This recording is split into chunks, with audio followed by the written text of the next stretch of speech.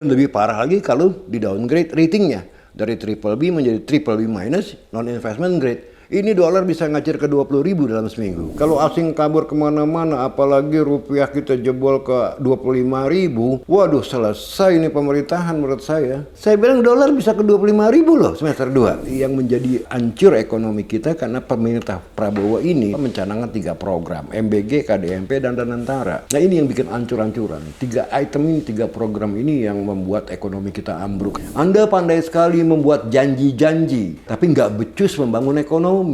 Yang dibangun selama ini kan narasi besar-besar. Mana hasilnya?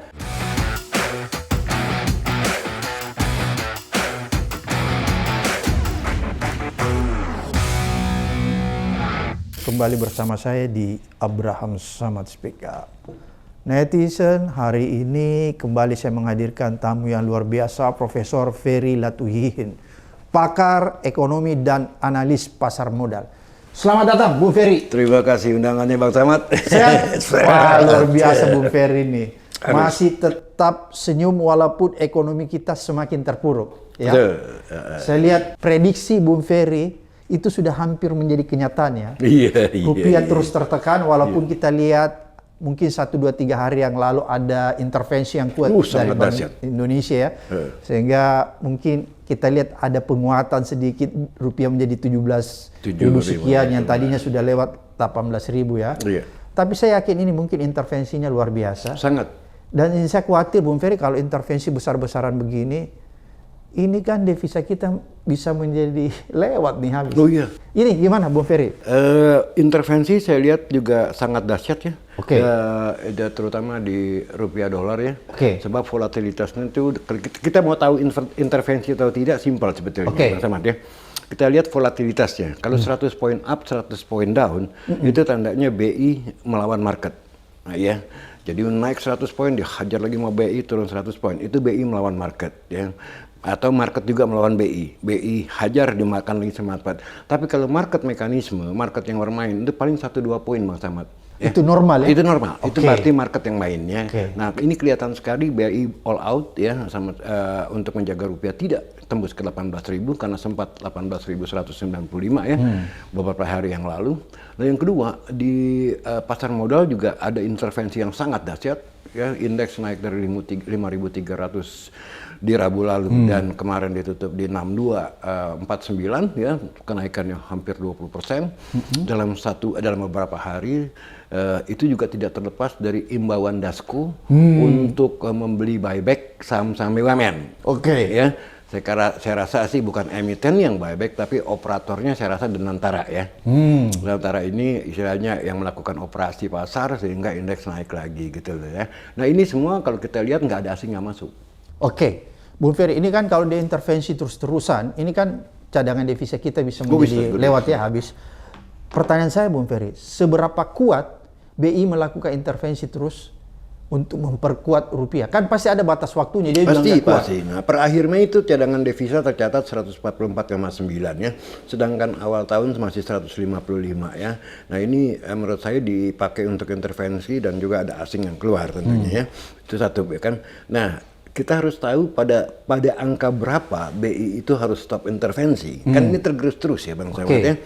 Saya rasa sih BI udah mulai was-was kalau angkanya itu cadangan devisa kita itu ke 140. Sebab apa? Sebab kan istilahnya ini masih ada kepulauan dolar yang basically cadangan devisa itu kan sebetulnya juga punya swasta ya. Ya kan yang perlu untuk bayar utang, ya kan untuk impor minyak, kayak untuk impor bahan baku segala macam.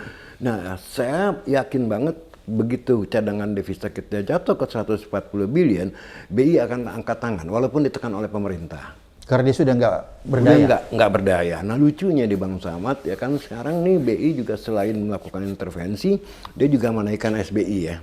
Ya, BI rate ya. Nah, BI rate dinaikin kemarin 25 basis point lagi. Kabarnya ini hari ada RDG ya, ini hari atau besok sih, ini hari kalau nggak salah nih akan dinaikin lagi ya BI rate-nya. Nah lucunya ini BI kan juga mengeluarkan apa yang namanya SRBI ya. Oke. Nah SRBI ini yield-nya udah sampai kemarin terakhir 7,57%, lebih tinggi daripada SBN. Nah, negara punya yang 10 tahun ya. Yang 10 tahun itu cuma 7,4%. Nah di sini asing pun masuk Bang Samad ya. Cuman gilanya asing masuk ini dia main aman. Dia nggak mau naked position, dia nggak mau posisinya telanjang, maka dia lakukan swap sama BI. Jadi maksudnya swap begini, saya jual dolar saya, ya kan, untuk membeli SRBI, tapi saya beli lagi ya dolar saya setelah 1 tahun dengan harga 500 perak di atas harga sekarang. Nah itu 2,5% costnya. Sebab apa? Sebab mereka nggak yakin bahwa rupiah akan menguat, betul kan? Kalau mereka yakin rupiah menguat, ngapain dia swap, ya kan? Ngapain dia hedge ya, lindung nilai, ya kan? Nah dengan kata lain asing ini yang beli SRBI diuntungkan ya mendapatkan yield yang bersih dari 7,57 kurangnya ongkos swap 2,5 itu sekitar 5,1%. Nah ini masih lebih bagus, jauh lebih bagus ketimbang treasury note di Amerika itu satu tahun cuma 3,9. Ya kan yieldnya, jadi kan lebih tinggi di sini kan. Nah tapi kembali lagi mereka karena takut rupiah tetap melemah mereka lakukan swap, itu bukan indikasi bagus kecuali kalau dia naked position. Kalau dia naked position itu posisi telanjang, artinya dia nggak melakukan swap karena dia yakin rupiah akan menguat. Karena dia tidak yakin, ya kan. Nah ini kan jadi lucu, ya. Nah saya takut nanti yang terjadi adalah kalau yang tenor yang jangka waktu 1 tahun 7,57 yieldnya, SBN yang 10 tahun pasti harus minta lebih tinggi dong. Nah bisa terjadi migrasi SBN ini dijual ya oleh asing, ya kan, pindah ke SRBI sehingga kalau harganya jatuh SBN karena dijual, yieldnya naik. Nah kalau yieldnya naik sampai ke 8%, pemerintah kita kedodoran. Bisa kolaps ya? Ya bisa kolaps karena dalam arti begini, begitu ada yang jatuh tempo utang, seperti tahun ini kalau nggak salah 425 triliun, ya dia harus roll over, artinya mengeluarkan SBN yang baru, tentu harus memberikan kupon bunga di atas 8%. Ini pasti menggerogoti APBN kita, menjadi beban bunga yang sangat luar biasa, Bang Samad ya. Nah kalau debt service ratio kita naik ke atas 20%, bisa-bisa rating kita di downgrade. Nah, saya dengar kabar katanya ini hari katanya S&P akan merilis ratingnya untuk Indonesia.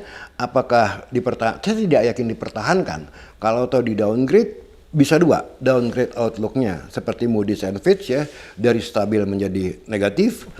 Dan lebih parah lagi kalau di downgrade ratingnya dari BBB menjadi BBB minus, non investment grade. Ini dolar bisa ngacir ke 20.000 dalam seminggu. Kalau menurut prediksi Bung Ferry, yang di downgrade ratingnya kira-kira? Nah, saya ini masih 50-50, sebab ini S&P termasuk rating yang kejam, lebih kejam ya pengalaman saya, lebih kejam dibandingkan Moody's sama Fitch. Jadi 50-50 antara dua nih, antara negatif outlooknya yang di downgrade atau ratingnya. Waduh, ini ngeri nih. Di antara ini nggak bisa dipastikan nih kalau menurut saya. Unpredictable nih. Tapi dua-duanya kan negatif, ya kan? Kalau outlooknya aja di downgrade menjadi negatif itu udah negatif sentimen. Apalagi kalau ratingnya di downgrade menjadi non-investment grade. Soalnya begini Bang Samad, dana-dana pensiun di Eropa seperti di UK ya, di Belanda sama di Jerman itu udah menganggap bahwa negara kita non-investment grade. Jadi de facto ya oleh investor dianggap non-investment grade. Makanya sell Indonesia kan minggu lalu ya. Kencang sekali itu. Nah, tactical asset allocation mereka, uang yang masuk ke Indonesia seharusnya 2%, dari seluruh dunia dialokasikan 2% oleh dana pensiun, itu sekarang dipotong tinggal 0,5%. Dipotong 3/4-nya karena tidak percaya pada pemerintah ini. Gitu lah. Dan lebih gila lagi, saya dapat kabar itu katanya program yang menjadi momok ya untuk rating kita, MBG. Itu katanya diputuskan untuk tidak dipotong terlalu banyak, cuma dipotong dari 335T menjadi 270T. Ini bakar duit yang sangat dahsyat loh. Ini ngundang rating agencies untuk mendowngrade. Iya. Kenapa pemerintah ini masih tetap ingin mempertahankan MBG? Padahal kan seharusnya di moratorium aja dulu, dihentikan. Ya harusnya kan kalau waras sudah jelas program ini kan program yang udah terbukti jadi bancakan. Apalagi sudah terbukti ada korupsinya. Ya kan si Dadan Hindayana ketua BGN dikandangin oleh kejaksaan. Iya, itu udah terbukti. Harusnya kan kalau waras Ya kita moratoriumkan dulu, kita evaluasi ulang, ya kita cari yang mana yang benar-benar membutuhkan daerah-daerah tertinggal, targeted ya kan? aja ya? Targeted, ya kan? Nggak semua kita suapin 83 juta anak sekolah, yang mana notabene mungkin orang tuanya juga was-was keracunan, ya kan bisa, kan buktinya kan udah banyak yang keracunan, 40.000 saya dengar katanya, ya kan ini, loh ini kok masih tetap ngotot untuk diteruskan gitu loh ya, saya sumpah nggak ngerti. Jadi menurut Bung Ferry, apakah proyek MBG ini tetap diteruskan karena memang ada sesuatu di balik ini? Misalnya ada niat terselubung untuk dijadikan banjakan? Loh, dari tahun lalu kan saya udah berteriak di TV. Nggak ada yang berani pada waktu itu yang bilang ini program bancakan. Nggak ada yang berani ngomong gitu. Makanya dipertahankan. Iya, kan terbukti omongan Iya, saya betul. jadi bancakan. Korupsinya udah luar Korupsinya biasa. kan luar biasa nih, belum diaudit aja berapa Iya. besar, berapa peratus triliun, berapa puluh triliun yang dimakan menguap begitu saja gitu kan ya. Nah ini menurut saya juga nih mungkin juga ya emang ada target untuk dibancak. Makanya harus dipertahankan. Hanya harus dipertahankan kalau menurut saya. Sebab nggak ada hasilnya Bang Samad dibilang investasi apa, wong dimakan keluar di belakang kok. Iya. Ya kan maaf aja lah ini kan gue dibilang program tinjak lah gitu kan. Kan. Nah kalau memang benar-benar mau dengan tulus memberikan makan kepada mereka rakyat yang memang tidak mampu. Awalnya kan katanya untuk mencegah stunting. Kok sampai sebelum ditangkap si Dadan itu masuk ke kampus-kampus menawarkan MBG. Ini kan udah nggak benar gitu loh ya. Sekarang cuma sekedar ganti kepala dari si Dadan ke Nani. Tapi yang menjadi masalah itu programnya itu sendiri bermasalah. Kalau tidak bermasalah aja orang mempertanyakan Bang Samad. Apalagi sudah terbukti bahwa ini jadi bancakan di tangan si Dadan. Jadi menurut Bung Ferry sebenarnya solusinya bukan mengganti Dadan, tapi pro MBG-nya harus dihentikan Dihentikan sementara. dulu, ya kan ada waktu untuk gini. Yang kedua, kok nggak ada sense of crisis? Masalahnya ini kita kedodoran loh. Purbaya kan sekarang lagi katanya ini hari atau kemarin dia pergi ke Cina untuk menerbitkan, untuk menjual yang namanya Panda Bond. Iya, ya kan, ya mau Panda Bond, mau Kue Tiao Bond, mau bakso Bond, ya I don't care. Itu kan sudah membuktikan bahwa APBN kita kedodoran. Ya kan, kok nggak ada sense of crisis masih tetap mempertahankan MBG yang ratusan triliun, 270 triliun, 272 triliun itu bukan uang kecil loh Bang Samad. Itu kalau kita membangun infrastruktur tuh hasilnya luar biasa loh. Mungkin Jakarta sudah kayak Dubai kalau dipakai. Iya lah, membangun benar. infrastruktur. Ini kok dibakar begitu aja. Jadi saya curiga, jangan-jangan ya ada maksud-maksud tersembunyi untuk merampok uang itu. Dan terbukti kok di tangan Dadan dirampok. Bung Ferry, ini ada kabar juga yang selentingan saya dapat terima bahwa katanya situasi sekarang ini dimanfaatkan oleh para oligark, ya, para naga-naga yang melakukan manuver. Caranya yaitu membawa keluar duitnya, ya, mentransfer ke perusahaan cangkang begitu. Kemudian dari perusahaan cangkang itu kembali masuk lagi dalam bentuk investasi. Itu gimana tuh ceritanya, Bung Ferry? Ya kalau itu sih susah ditebak ya. Yang jelas tuh kalau adanya cangkang itu kemarin ya itu eksportir sawit, batu bara, ya kan, ferroalloy membuat cangkang di Singapura untuk melakukan transfer pricing, ya kan, untuk under invoicing, gitu ya, supaya pajaknya lebih rendah gitu loh ya. Nah kalau sekarang yang saya dengar 9 naga ini memang marah. Ya kan? Jadi mereka istilahnya begini, ya apapun ongkosnya gue beli dolar. Ya kan, dan kekuatan mereka sangat dahsyat loh, ya kan, karena kabarnya ya mereka nih 9 naga nih merasa diperas dengan rezim ini, gitu kan, terbukti dengan Patriot Bond dulu kan, yang bunganya cuma 2%, ya kan, itu bukti-bukti nyata, gitu loh ya. Nah kalau kita tarik konklusi dari sana bahwa 9 naga ini memang tidak suka pada rezim ini dan mencoba cornering rupiah, ya, mereka tetap buy dolar, ya wajar gitu loh ya, wajar gitu loh. Jadi kalau soal cangkang sih saya rasa cangkang yang dimaksud Bang Samad tadi untuk transfer pricing, tapi kalau 9 naga ini simpel kok, mereka dari Jakarta bisa kokel ke Singapura, long IDR, long USD, short IDR, ya kan, simpel, ya kan, cuma telepon aja kok. Jadi modusnya begitu ya? Iya. Oke, tanpa harus bersusah payah seperti Nggak tadi. usah, kita telepon aja. Bu Ferry, ini kan kita lihat bahwa sektor industri manufaktur kita dalam situasi seperti sekarang ini, industri manufaktur itu kan sebenarnya kalau kita lihat dia bahan bakunya itu hampir 70% impor ya. apakah dalam situasi seperti ini yang rupiah tertekan di bawah dolar, ini akan mempengaruhi sangat secara signifikan industri manufaktur kita? Artinya apa menurut saya?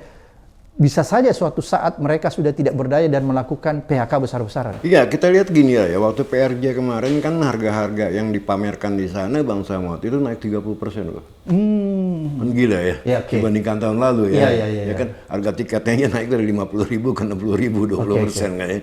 Nah, bahwa inflasi itu tidak bisa dihindari dengan dolar yang tinggi dan harga minyak yang tinggi Bang Samad. Ya kan walaupun sekarang harga minyak udah drop ya, ke bawah 80, tapi kan kemarin-kemarin masih tinggi gitu kan, pasti akan di-pass-through nanti. Dan kita lihat juga harga-harga barang-barang beberapa item itu memang udah naik Bang Samad ya. Katanya beras, apalagi bawang putih ya kan, itu kan masih impor ya.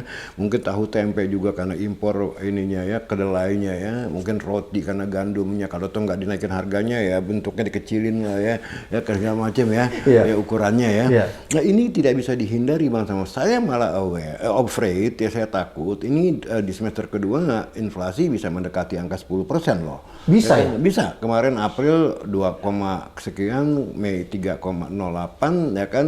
Nah, ini kan belum stok, masih pakai stok lama nih. Belum stok baru yang harganya lebih tinggi kan.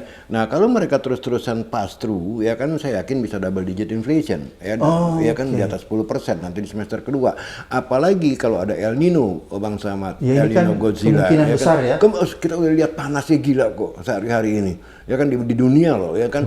Kalau ini sampai terjadi menyebabkan krisis pangan, waduh ini harga sembako terbang nih Bang Samad ya kan ya.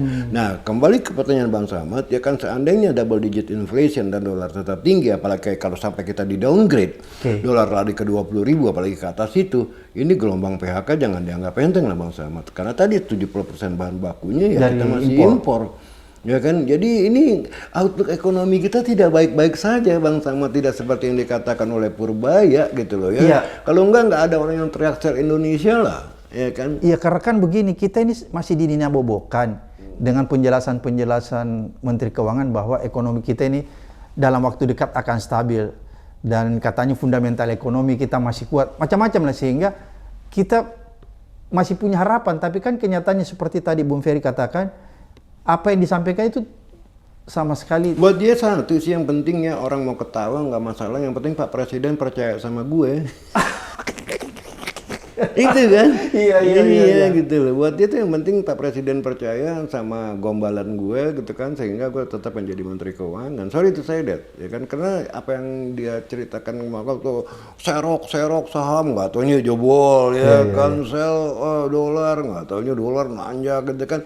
Buat dia memang dia mungkin dalam hati gini, nggak apa-apa lah gue diketawain sama lu gue ngomong begini, yang penting bos nih percaya.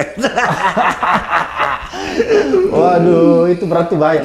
Bung Ferry, saya tertarik tadi dengan apa tuh, kita akan di downgrade nih, rating kita kemungkinan besar akan di downgrade.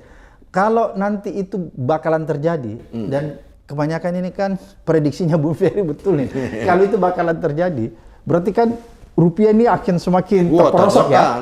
Semakin tertekan, pasti tambah kabur asing. Tambah kabur asing. Apakah pada saat itu, itulah yang bisa kita sebut kita sudah mengalami krisis yang tidak bisa lagi kita tanggulangi? Iya, kalau kayak begitu kan melihat gini, kita bisa menanggulangi kalau memang fiskal kita kuat. Ya kan, artinya masih punya duit ya kan, untuk melakukan stimulus, misalnya memberikan BLT ya kan kepada kelas menengah bawah yang memang paling bawah kelas ya kan ya. Tapi masalahnya kan kita ini kedodoran. Ya kedodorannya salah satunya karena tadi program MBG yang 270 triliun itu dicanangkan gitu kan, belum KDMP lagi kan. Dan selebihnya ya yang saya lihat akan menjadi beban ini Danantara gini kan, udah 2 tahun kan gak ada hasilnya. Kemarin mengeluarkan bond ya, mengeluarkan obligasi 1,5 miliar dengan yield 5,95%. Nah lucunya ada aturannya kalau dia bisa minta duit dari APBN gitu kan. Wah ini kayak 1MDB nih di Malaysia nih ya. Kan yang menjadi hancur ekonomi kita karena pemerintah Prabowo ini mencanangkan 3 program, MBG, KDMP dan Danantara. Nah ini yang bikin ancur-ancuran. 3 item ini, 3 program ini yang membuat ekonomi kita ambruk acak-acakan seperti ini gitu loh ya. Nah saya tidak yakin apa yang dikatakan oleh Purbaya bahwa kita akan 6% tahun depan, 6,5% atau beberapa persen, gombal-gombalan aja dia ngomong, nggak ada dasarnya gitu loh ya. Nah kembali lagi ke rating agency Bang Samad tadi, seandainya benar probability saya belum pasti ya, ini in term of probability ya. Nah, kalau menurut saya sih 80-85% kita bakal di downgrade gitu loh. Cuman masalahnya waktu kapan ya kan ya. Kalau toh misalnya ini hari S&P cuma mendowngrade outlooknya saja menjadi negatif, nah itu udah kode itu ya kan, bahwa ini Anda harus berbenah diri. Kalau enggak ya selebihnya nanti mungkin 3 bulan, mungkin akhir tahun ya saya akan downgrade ratingnya, dan tidak ada tanda-tanda yang positif dari ekonomi fundamental kita Bang Samad ya kan. Tadi saya udah lihat beberapa kasus lah ya, PHK ya, Sanyo kabur ya kan, net position asing juga. Jadi total aset asing yang ada di Indonesia ini Bang Samad, dia berdasarkan laporan BI tahu saya itu udah turun dari 374 miliar US dollar kalau nggak salah ke 315 miliar US dollar. Penyusutan yang sangat luar biasa. Nah, penyusutan ini bisa disebabkan juga karena sebagian dari mereka udah tutup toko di sini gitu kan ya. Artinya ya udahlah, gua nggak tahan dengan di Indonesia. Nah, karena memang apa? Karena problem kita itu ya itu politik ya. Satu ya kan, yang ya, buat mereka juga tidak stabil. Kalau kayak begini kita lihat mahasiswa udah mulai turun ke jalan, dan mungkin juga ini baru warming up ya kan. Kita nggak pernah tahu nanti kalau inflasi tambah naik, mereka istilahnya tambah istilahnya energinya tambah tinggi ya, karena perut lapar lah istilahnya ya kan ya.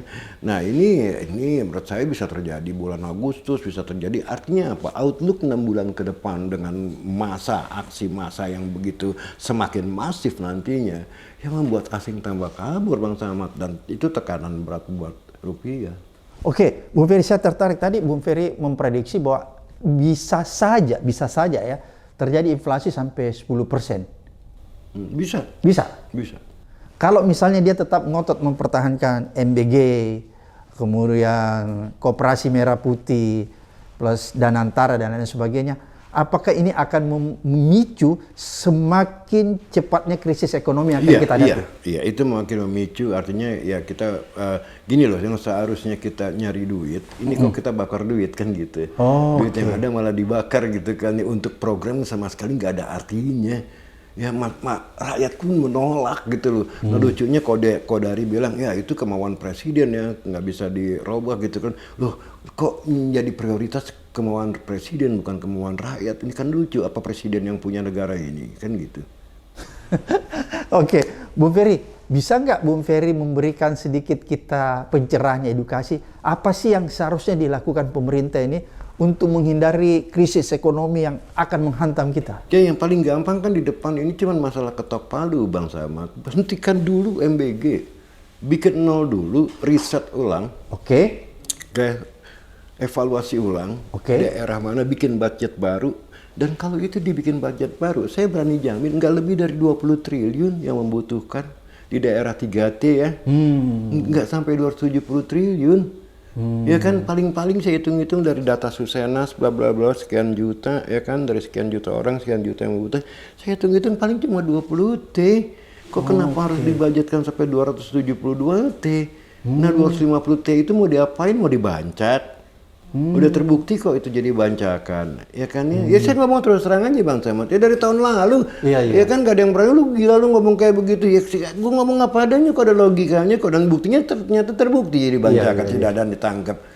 Nah, gue nggak ngomong tanpa alasan gitu loh, ya kan. Nah, ini makanya kalau Bang Samad tanya kembali lagi, stop dulu MBG-nya kalau mau asing percaya. Ya kan, untuk menghindari krisis. Duit 275 T itu bukan duit kecil loh untuk dibakar. Ya kan, tapi kalau presiden yang ngotot mau dibakar juga ya salah sendiri. Itu akan mempercepat krisis ekonomi ya? Ya masalahnya kalau krisis ekonomi Bang Samad, ini kan bisa kayak tahun 98 presidennya digoyang sama mahasiswa. Itu dampak yang paling berbahaya. Iyalah, sekarang aja kita udah lihat bagaimana semakin hari semakin mahasiswa semakin berani ya mengutarakan ininya ya, visinya ya, opininya ya. Itu yang saya ngeri. Kan saya ngomong begini untuk menyelamatkan presiden juga. Iya, memberi warning ya. Memberi warning. Supaya cepat melakukan perubahan. Iya. Oke, berarti kalau begitu kan ada 3 nih. MBG, kemudian Koperasi Merah Putih, dan juga ada Danantara. Danantara ini dari top of evil, 3-3-nya dari awal deh. Makanya kan ya kan saya dulu orang-orang tahu saya di Dewan Pakarnya TKN 02 kan. Iya. Ya begitu saya tanya ini Danantara apa ini Suprel Welfare, apa isinya aset busuk kok dibilang SWF. Ya saya ngomong lah di TV. Dan pada waktu itu juga saya ramalkan ini di downgrade loh rating kita. Lama sebelum saya Moody's sama Fitch downgrade kok saya udah ramalkan. Ini dolar 17.000 loh saya bilang. Ini harga bakal ambruk, semua terbukti Bang Samad. Orang nanya apa sih rasanya? Saya punya insting sebagai ekonom, saya udah 35 tahun, hampir 40 tahun di market. Saya cuma ngelihat program-program polisi kebijakan pemerintah, saya udah dapat insting nge-sense ini nggak bener, nggak perlu saya bikin mathematical models lagi. Jadi gitu ya? Iya, nggak perlu ya, karena based on experience ya. Sama kayak pemain bola lah Bang Samad, masa dihitung dulu kan nggak mungkin. Ya kan pada waktu dia di lapangan, dengan sendirinya kan dia bergerak ya kan, mau bola nggak pernah pakai matematika dihitung dulu. Oh, dari sudut ke sana 5 derajat maka saya nembaknya harus dengan kecepatan. Nggak ada, semua memang karena pengalaman. Oke, menarik nih. Menurut Bung Ferry bahwa kalau misalnya ketiga program ini ya, baik itu MBG, Koperasi Merah Putih dan Antara tidak dievaluasi, maka ini akan mempercepat terjadinya krisis ekonomi seperti tahun 98 ya. Iya, bisa terjadi. Itu bisa terjadi dalam Bisa banget Bang Samad. Kalau asing kabur kemana-mana, apalagi rupiah kita jebol ke 25.000, waduh selesai ini pemerintahan menurut saya. Selesai ya, saya kasih warning aja ke Pak Presiden ya kan, ini kan semuanya di tangan Pak Presiden. Pak Presiden please ya perhatikan, MBG itu di stop dulu, KDMP di stop ya, dan Antara dievaluasi dulu lah, di freeze dulu lah aktivitasnya, mengeluarkan bond segala macam yang ujung-ujungnya nanti akan membebani APBN kalau menurut saya. Ya kan kayak gitu ya. Ini masukan dari saya loh, ya kan, untuk menyelamatkan presiden juga. Sebab ini semua tiga ini the root of all evil. Ya.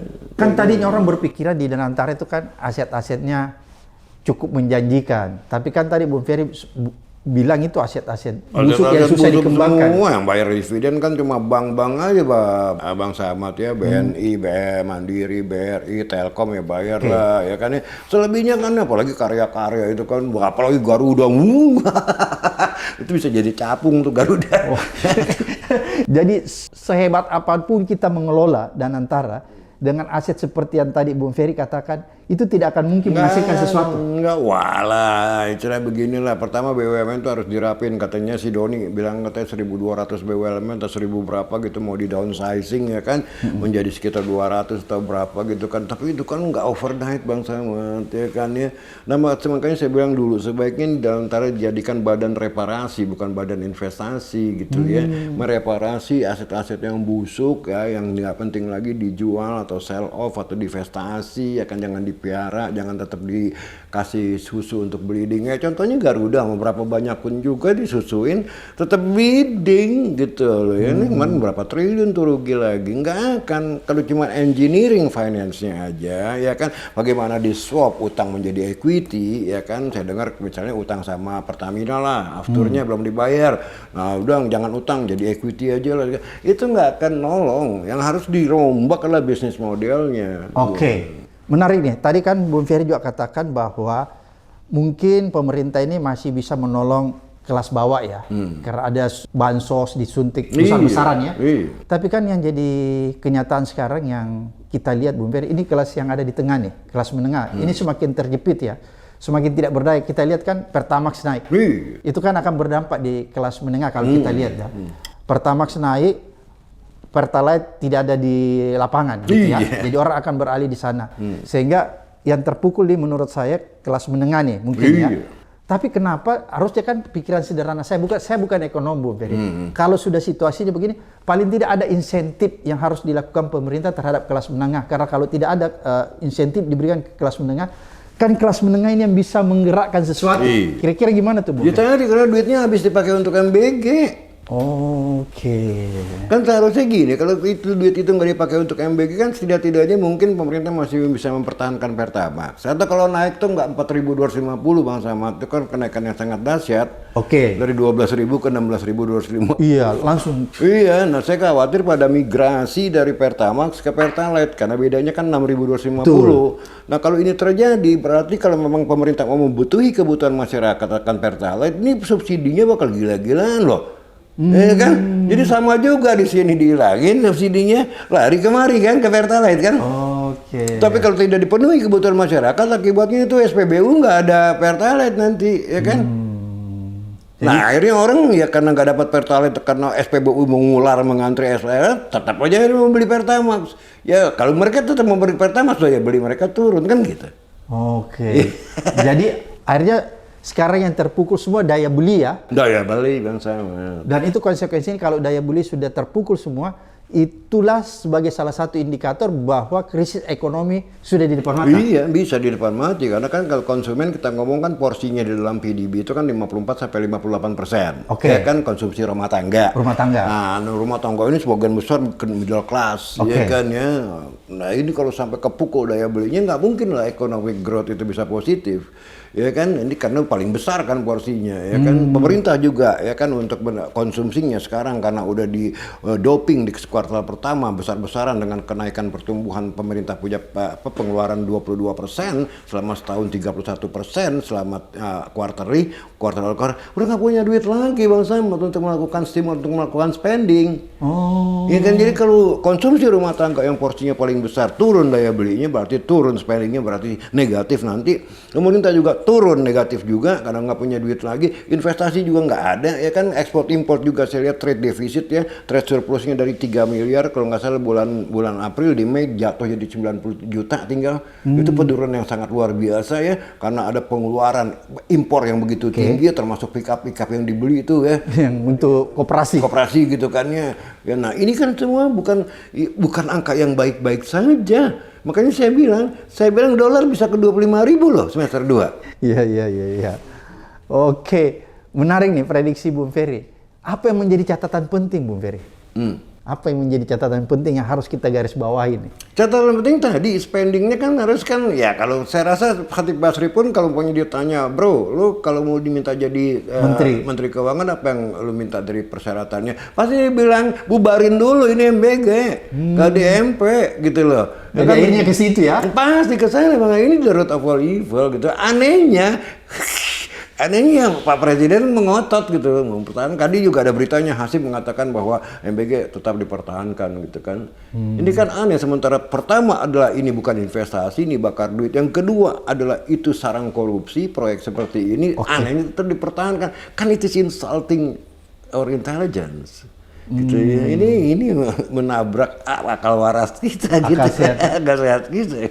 Jadi Bung Ferry tetap berkesimpulan bahwa MBG itu ada proyek bakar duit, bukan investasi, dan bukan juga menghidupkan ekonomi yang ada di lapisan bawah. Ada, lupa lihat aja menunya ya kan, ada roti ya kan, masa roti dari UMKM kan nggak mungkin dari pabrik roti ya kan. Ada susu kan ya pabrik yang bikin. UMKM kedapatan apa yang katanya mau merancang supply chain seperti Budiman Sujatmiko debat saya dengan di mana di Kompas TV itu. Oh, dia menciptakan. Nah, Anda pandai sekali membuat narasi. Anda pandai sekali membuat janji-janji, tapi nggak becus membangun ekonomi. Yang dibangun selama ini kan narasi besar-besar, ekonomi 8% tumbuhnya, ya kan. Nanti akan muncul hilirisasi, akan muncul supply chain, segala macam dengan program-program. Mana hasilnya? Yang Anda pandai itu ya ngomong besar, gitu loh ya. Tapi membangun ekonomi nggak becus. Ya kalau becus dolar nggak lari ke atas 18.000 dong Bang Samad. Mahasiswa juga nggak bakal turun ke jalan dong kalau memang benar program ini. Kok nggak sadar? Itu kan bukti-bukti semua. Oke, Bu Ferry, apakah juga mempengaruhi kebijakan-kebijakan yang dilakukan oleh Menteri Keuangan yang memicu krisis ekonomi? Ya, Pak Menteri Keuangan kan nggak bisa menolak kemauan Presiden. Oh, itu kuncinya. Iya, kalau dia menolak ya dia nggak mau juga, dia dipecat lah, ya kan. Yang penting omongan dia itu satu Bang Samad. Lu boleh mau ketawa silakan. Yang penting Big Boss nih percaya sama gue. Dan tetap dipertahankan. Iya, dipertahankan. Nggak, I know him lah. Walaupun kemarin ada selentingan isu menyatakan bahwa Khatib Bisri akan menggantikan. Iya, ternyata nggak benar. Nggak benar, kan? Ya Hatib cuma datang ke Jakarta, setahu saya kita temanan ya. Hatib cuma datang ke Jakarta untuk ngambil visa. Dia pindah dari Harvard ke LSE kalau nggak salah, London School of Economics, tapi tidak dipanggil khusus. Waktu itu pun datang ke istana itu sama DEN ya, sama Luhut ya, Dewan Ekonomi Nasional, untuk memberikan saran ya bahwa kalau kita sekarang ini posisinya kekurangan uang, ada 3. Pertama naikin pajak, kedua utang baru, yang ketiga potong spending. Gitu kan. Itu orasi dia di istana. Luar biasa apa yang disampaikan Bung Ferry.